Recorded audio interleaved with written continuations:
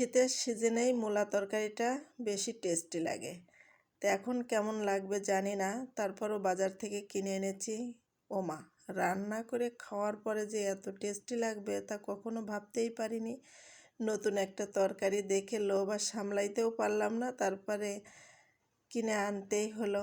তা রান্না করে খাওয়ার পরে খুবই টেস্টি লাগেছিল। তা এখন এই যে মূলাগুলো আমি ছিলে নিচ্ছি আর লম্বা লম্বা করে কেটে নিচ্ছি। খুবই মজার একটা রেসিপি আপনাদের সঙ্গে শেয়ার করছি। আশা করি আজকের রেসিপিটা সবার কাছে ভালো লাগবে। ভালো লাগলে লাইক কমেন্ট শেয়ার করে দেন। তা আমি যে সবগুলো মূলা কেটে নিয়েছি, কারণ এখন তো শীতের সিজন না, তারপরেও কিন্তু মূলা পাওয়া যাচ্ছে বাজারে অ্যাভেলেবেল। তো এখন এই যে আমি রান্নাঘরে চলে এসেছি আর কড়াইতে পরিমাণ মতো তেল দিয়ে দিচ্ছি। আর এইখানে পেঁয়াজ, রসুন, লবণ, হলুদ, জিরে, গরম মশলা সব মশলাগুলো আমি বেটে পেস্ট করে নিয়েছি। এখন মশলাগুলো একটু নেড়ে চেড়ে নিচ্ছি, তারপরে সামান্য একটু পানি দিয়ে দিচ্ছি যাতে মশলাটা পুড়ে না যায়। তারপরে মশলাটা নেড়ে চেড়ে ভালো করে আবার কষিয়ে নিতে হবে। উপরে যখন তেল তেল উঠে যাবে তখন মনে করতে হবে যে মশলাটা ভালো করে কষানো হয়ে গেছে পারফেক্টভাবে। তো এই যে দেখুন মশলাটা কষানো হয়ে গেছে। এখন আমি সেই মূলা তরকারিগুলো এই যে দিয়ে দিচ্ছি।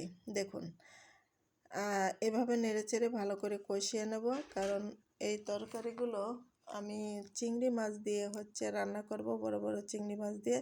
তা কষানোর পরে এই যে এখন ঢাকনাটা উঠিয়ে নিচ্ছি।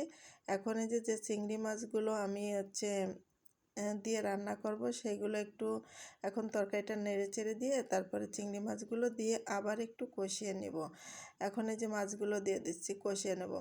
আর এই মূলা চিংড়ি মাছটা রান্না করেছিলাম, খেতে খুবই টেস্টি হয়েছিল। সবাই তো একদম তৃপ্তি সহকারে খেয়ে নিয়েছে, যেহেতু নতুন একটা তরকারি খুবই আনন্দ করে খেয়ে নিয়েছে সবাই। কারণ শীতের সিজনই এই তরকারিটা বেশি পাওয়া যায়, কিন্তু এখন আর শীত লাগছে না। শীত ছাড়াই কিন্তু এখন সবজি বাজারে পাওয়া যাচ্ছে। তা দেখে খুবই ভালো লাগলো, নতুন তরকারি নিয়ে এসলাম। এখন এই যে কষানো হয়ে গেছে আর মাছগুলোও খুব বড় বড় ছিল, চিংড়ি মাছগুলো।